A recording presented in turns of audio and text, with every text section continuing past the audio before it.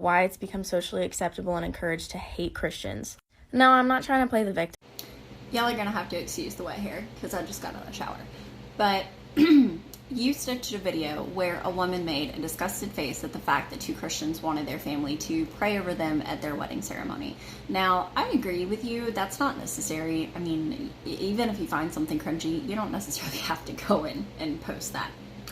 But you have to understand, it's not just Christians that happens to.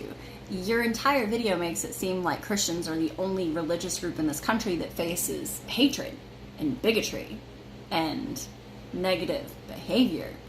But that couldn't be further from the truth. And here's the thing, most of us that are not Christians, we don't have an issue with all Christians. We definitely have an issue with a very specific few, and those are the ones who desire to push their religious agenda on us. I have problems with Christians like Greg Locke. I have problems with Christian politicians who think that they should enact laws in our nation that are befitting to their religious beliefs.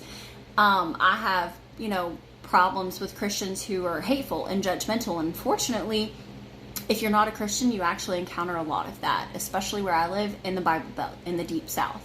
No. Do I dislike all Christians?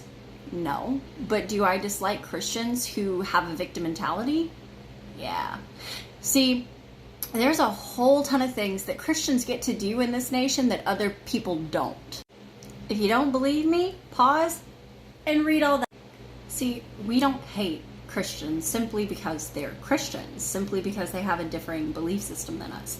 We get extraordinarily tired of having the Christian faith shoved onto us in so many aspects of our lives that we don't want. My children shouldn't be out trick-or-treating and having religious propaganda shoved into their trick-or-treat buckets. You shouldn't have kids who are sat there and told, hey, from kindergarten at 5 years old, that you should stand up and say the Pledge of Allegiance, which includes the phrase, one nation under God. It's Christian nationalism. It's a huge issue in this country. We don't want your laws from your Bible to affect us. We don't want your faith shoved in our face all the time. And we get told really hateful things simply because people in your faith read their book and think that they're entitled to say awful things to us. I can't tell you how many pagans out there and women or and men who practice witchcraft, they get Exodus 22:18 put under, their comment section. It's hateful.